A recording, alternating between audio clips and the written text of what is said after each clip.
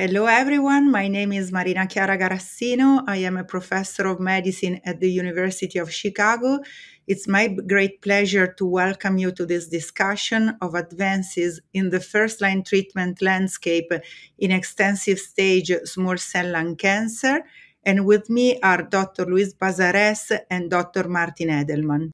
So thank you, Marina. It's really great to be with you today. I'm Luis Paz-Ares. I'm a medical oncologist at the Dr. University and Complutense University in Madrid. Thank you very much. Hi, I'm Martin Edelman at Fox Chase Cancer Center, part of Temple University in Philadelphia.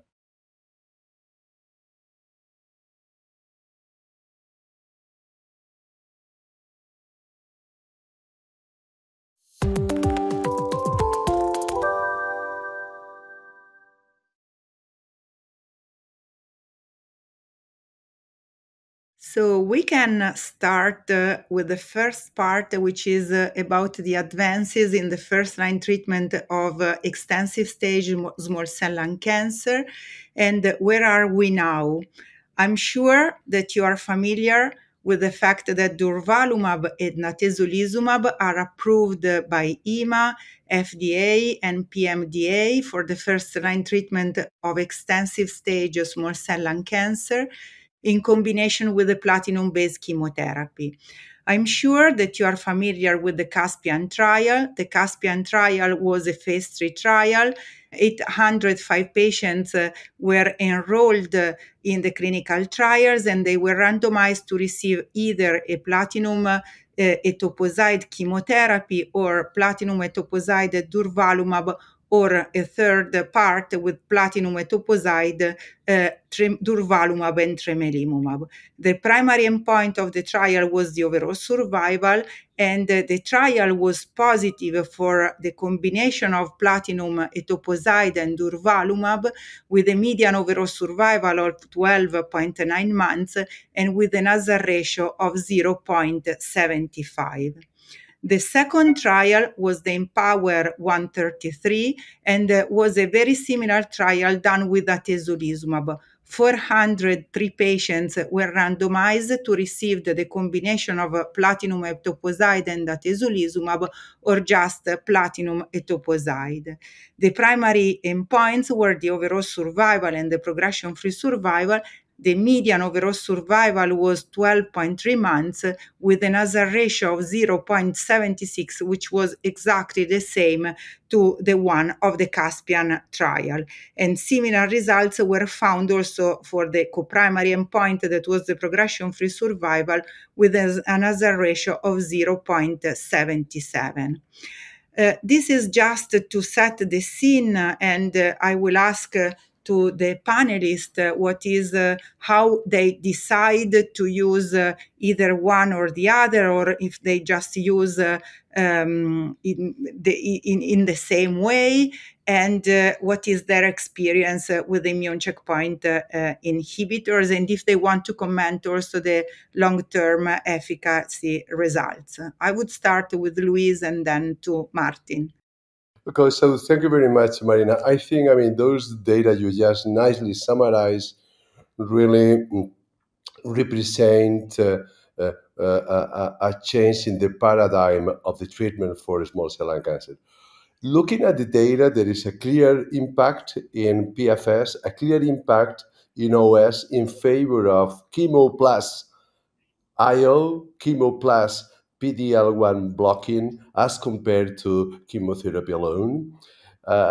You may say initially that the impact is not overwhelming. The hazard ratio overall is in the range of 0.75 and so on. But truly, that impact is actually sustained over time. We are now having, in some trials like the Caspian, 3-year follow-up. And you're looking at the probability of being alive at 3 years, you increase from 6% with chemo alone to 18% with chemo plus durvalumab, for example. So I think at present, those schemes of chemo plus atezo or chemo plus durvalumab represent the standard of care in patients that are good candidates. And the good thing is that for those patients that are benefiting, it looks like the benefit is extended over time, is really maintained in the long term.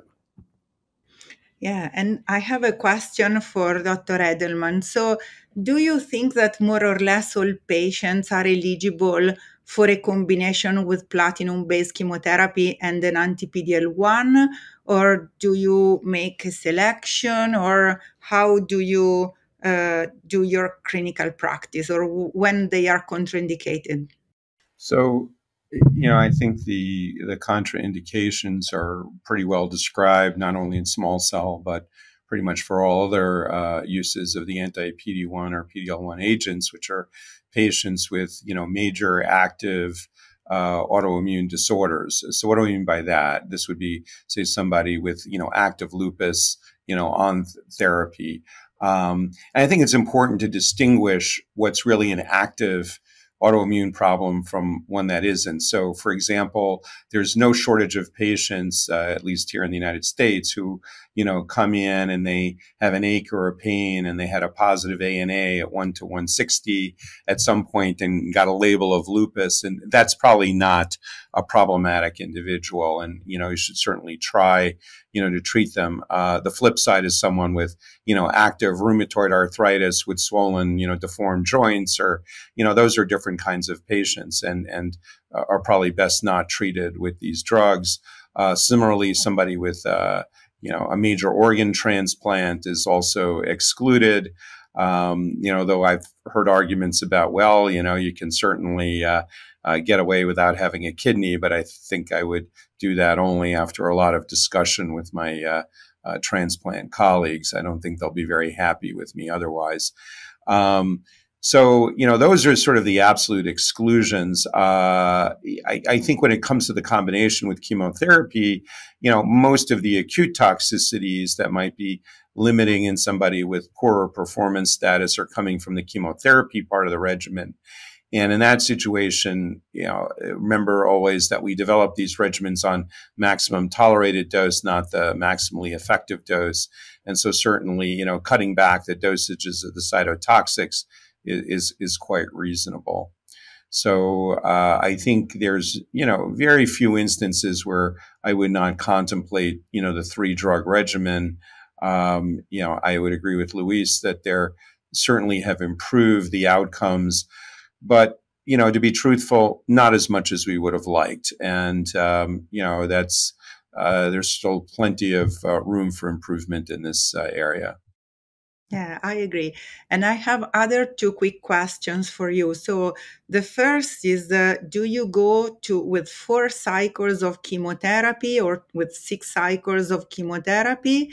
And the second question is, when you see the patients with brain mets, do you start with the radiation therapy from the beginning, or you just delay the radiation therapy? I would start this time with Martin. So I pretty much do what was due on the trials, which was to use 4 courses of chemotherapy. And then if they're doing well, I'm reevaluating the patient every 2 courses. And then I go straight to the single agent immunotherapeutic drug. As far as brain metastases, a lot depends on the severity of the disease. For most patients, I will start with chemoimmunotherapy. The problem with this disease of delaying to give patients whole brain radiation or stereotactic radiation is just way too long, and their systemic disease takes over. If they've got massive disease in the brain, and that's sort of a different story. But the reality is that delay for 3 or 4 weeks is just simply not easily done in most patients with extensive small cell. So I, generally proceed with systemic therapy. It's interesting. We have decades of reports and studies that show that chemotherapy gets into the brain in these patients perfectly fine, will be quite active. You may have to deal with steroids, always an issue with PD-1s, but these drugs, the anti-PD-1s and PD-L1s certainly also work in the brain. Luis? Yeah, if I like to add, I fully agree with Martin in terms of the treating with systemic therapy, chemo-IO patients with brain met, unless they are very symptomatic.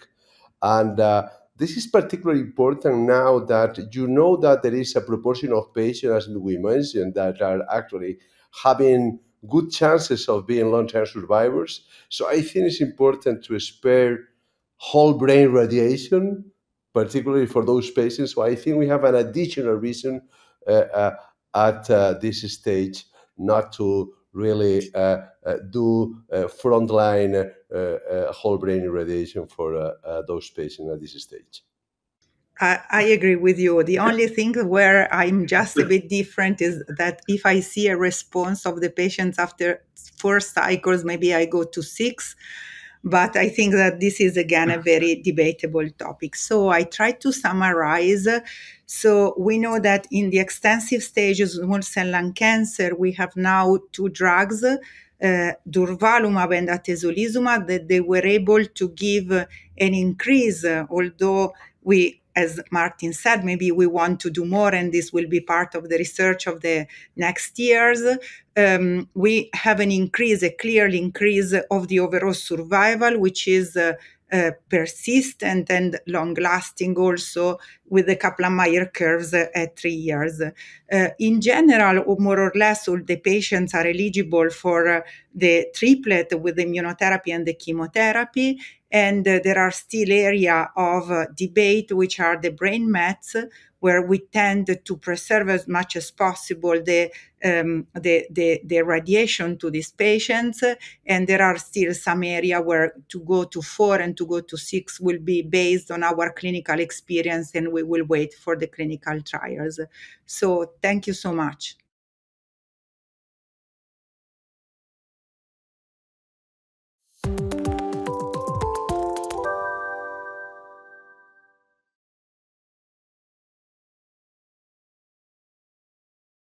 We are now exploring safety with immunotherapy combination. How can we mitigate the side effects?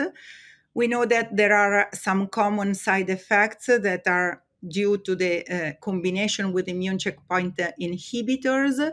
The majority of them are represented by the fatigue, but there are some others that are gastrointestinal side effects. There are skin toxicity like rash and pruritus. We can have arthralgia, myalgia, dry eye, uveitis. Very frequently means always 10-15% hypo or hyperthyroidism. We must be very careful with the pneumonitis, and very rare there is also the acute kidney failure. So there are some life-threatening toxicity, very rare, almost unseen, but we must be aware that potentially they can happen. And they are the pemphigus, the hypophysitis, some neurological conditions like the myasthenia gravis and the Guillain-Barré syndrome, and very rare, the thrombocytopenia, the hemolytic anemia, the myocarditis, and the myositis. So everything is clearly on top of the platinum etoposide, which is quite a regimen that we would like to avoid in these patients because it's quite heavy for the patients with small cell lung cancer.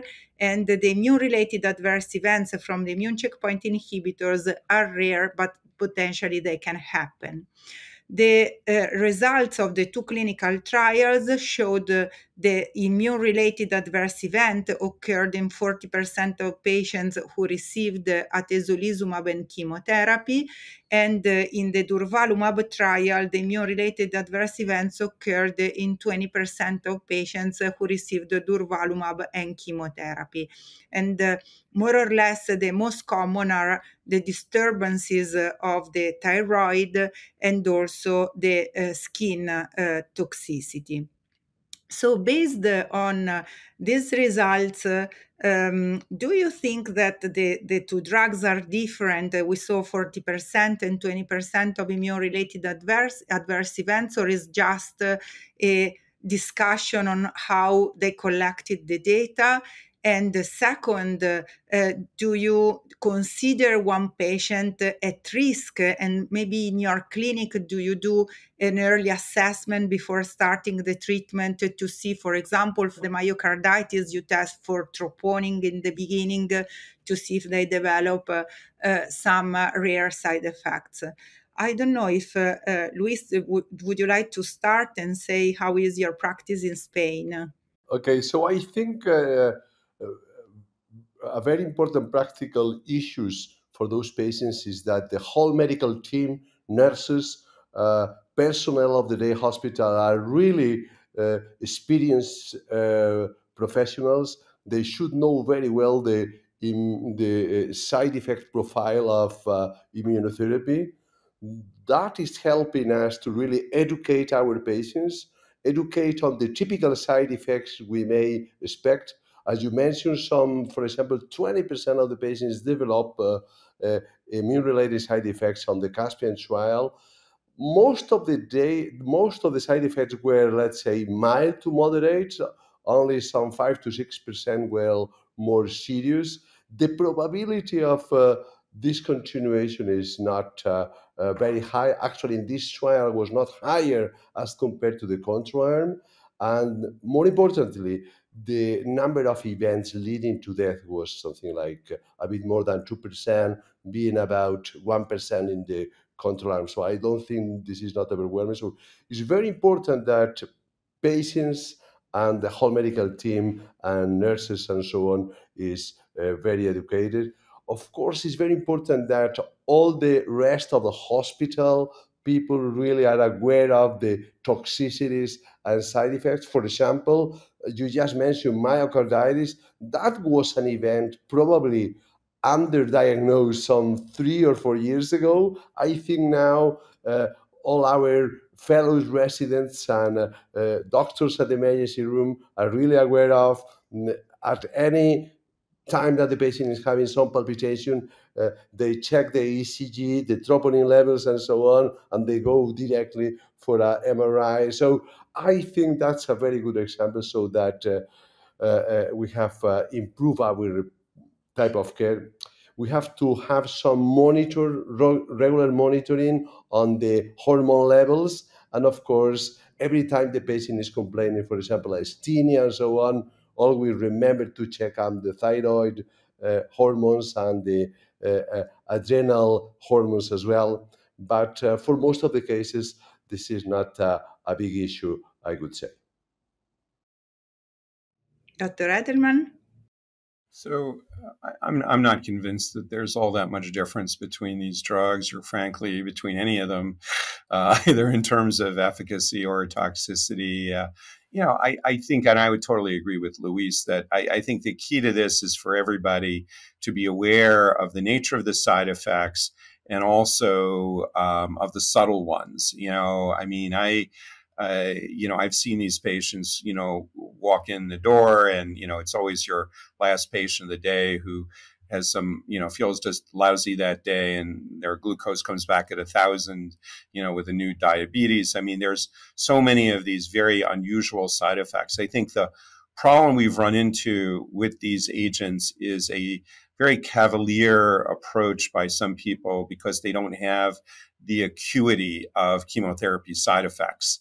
In the sense that, nobody's getting nauseated, we don't have to, or losing their hair, we're not worried about neutropenic fevers.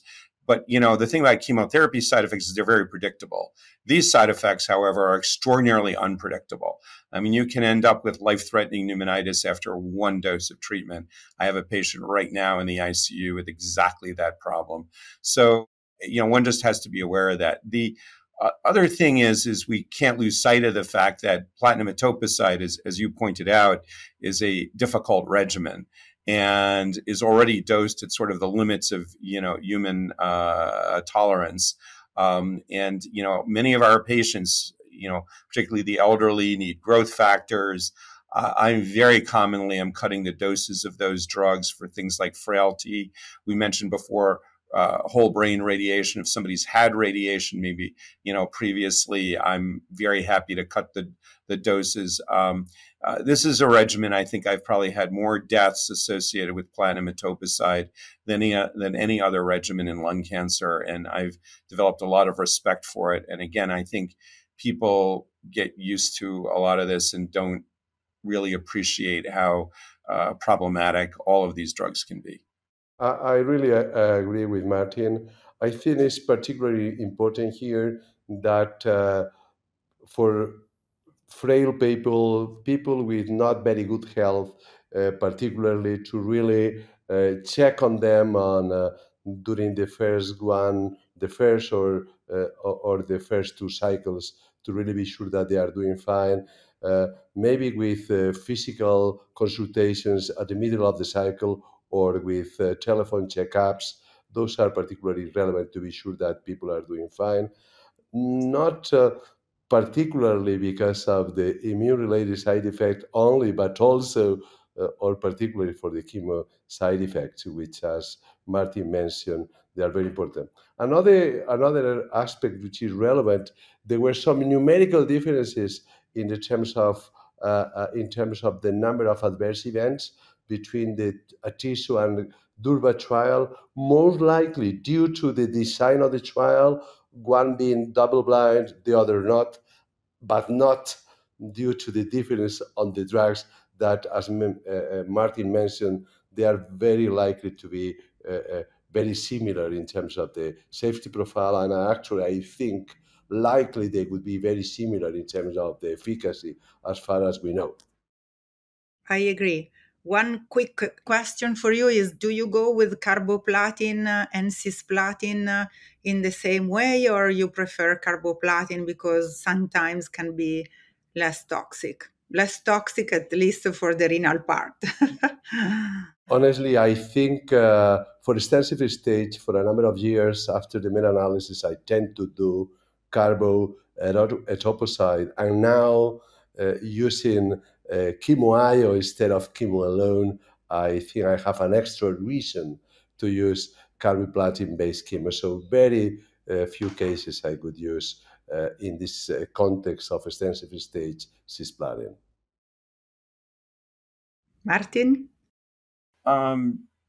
Pretty much the same. I tend to use cisplatin in younger, healthier patients, carboplatin, older.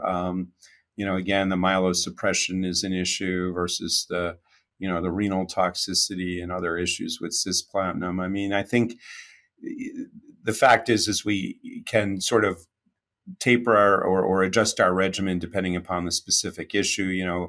A patient who has any type of renal insufficiency, cisplatinum's not a great idea. People that say prior radiation who are going to be more sensitive to myelosuppression, cisplatin may be the better drug in that situation. So I think you have, I don't think there's a vast difference between them.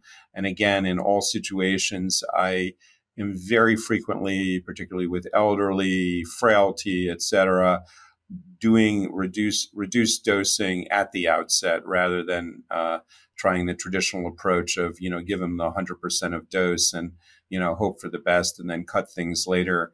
Because what happens then is you're one and done and the patient never returns. I agree. So if I can try to summarize, the bad part of the story is the combination of platinum etoposide, and we are managing with a population which is in general frailer compared to other types of lung cancer. And what is important is that all the doctors, the patients, and the families are aware of the possibility of immune-related adverse events, in particular hypo and hyperthyroidism. I think that they are the most frequent. All the other are rarer compared to this one. But I think that the awareness can prevent a lot of problems to our patients.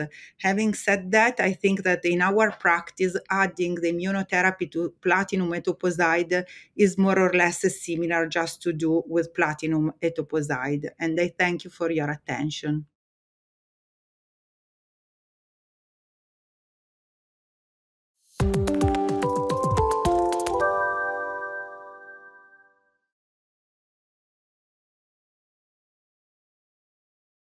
we move now to emerging therapies for extensive stage small cell lung cancer, what is on the horizon.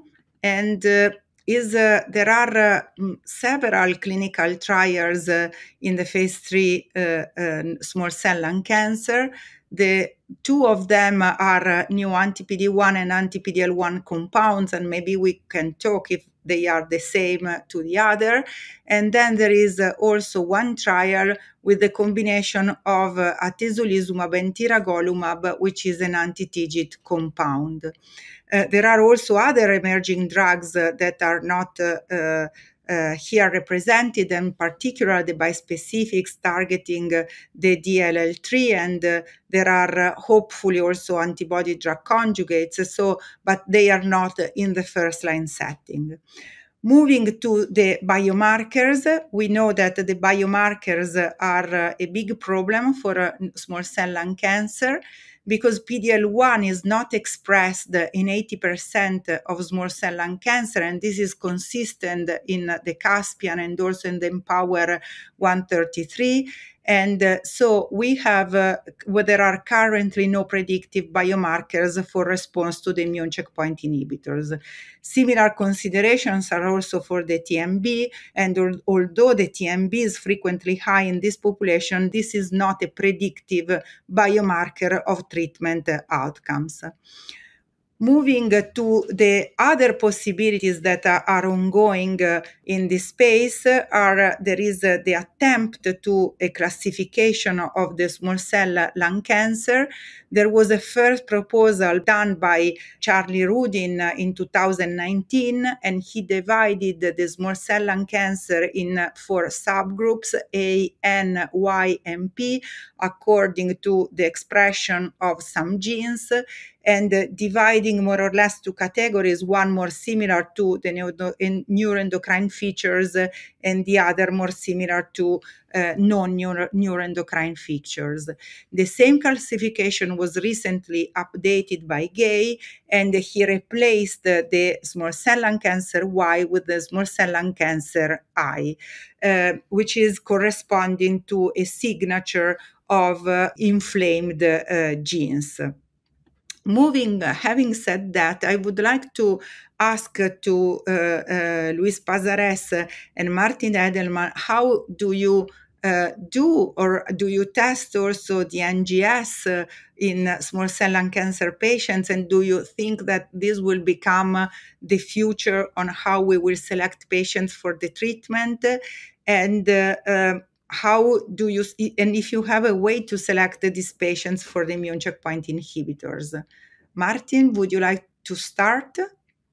Well, the short answer is today, no, we don't. Unfortunately, as you pointed out, there are no good markers.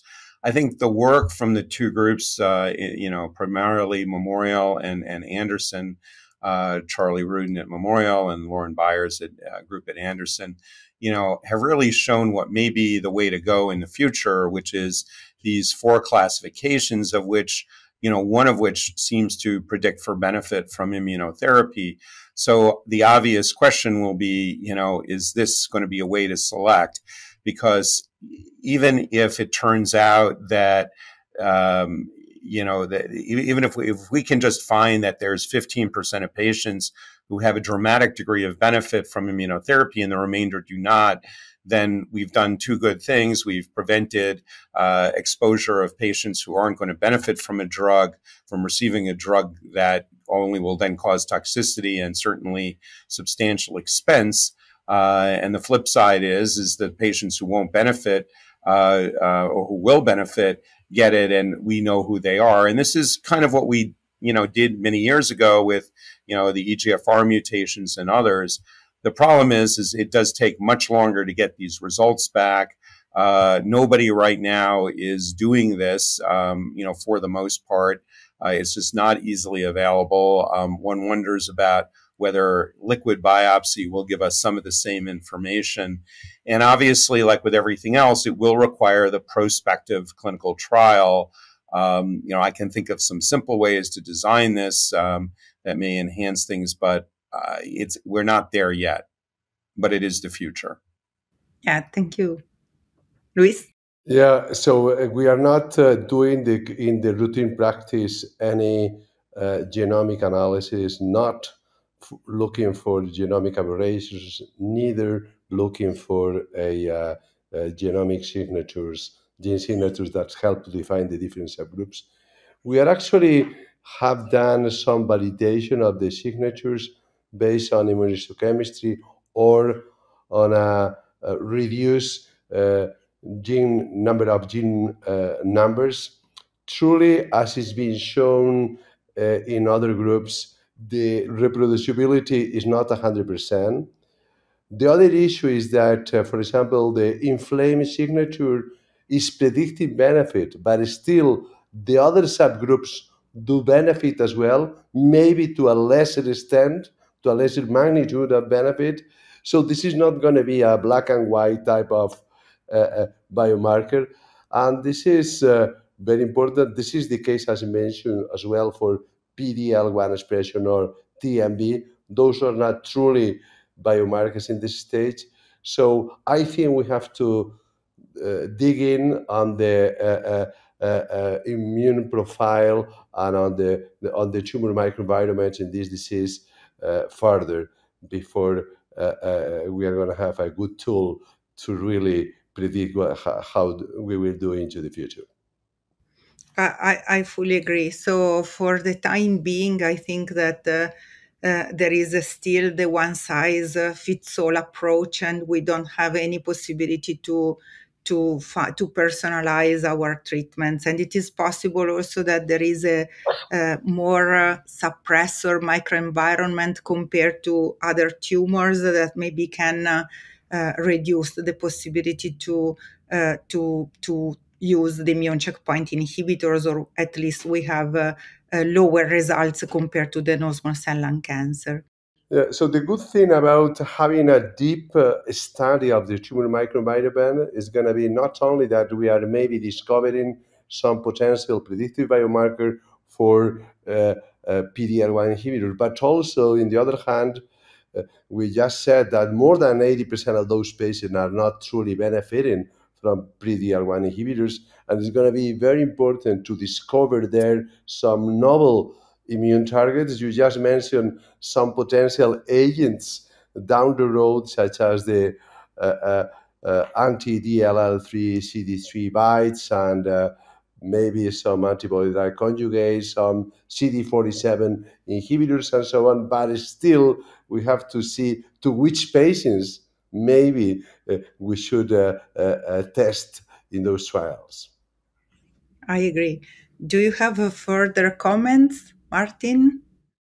No, I agree. I think we need a lot more drugs in this. You know, I've been doing this for over 30 years, and I think it's been kind of disappointing. You know, when I started out as a fellow, this was going to be the first, you know, the next curable disease. And 30 years later, you know, what do we have? An you know, in addition to platinum etoposide, we've got immunotherapy. And in second line, we have topotecan and lurbinectedin. And that's basically summarizes the last 3+ decades. So we have a great need for something new and different in this area. Okay, thank you. So I try again to wrap up. So we have a clear benefit in terms of overall survival, although it is not perfect for patients with extensive stage small cell lung cancer. Unfortunately, we do not have biomarkers to select patients for the use of immune checkpoint inhibitors or not. And the research is moving to find some subgroups of patients with a different benefit from the immune checkpoint inhibitors, but still it's difficult to understand if they are predictive or prognostic biomarkers, and if it is a black and white situation or just some group of patients benefit more. There are good drugs coming. In particular, I believe some of them are the targeting the DLL3, but there are also the antibody drug conjugates, and we will see also the anti-TIGIT, and we really hope to move forward also in this field where the outcomes of the patients are still poor. Thank you for your attention.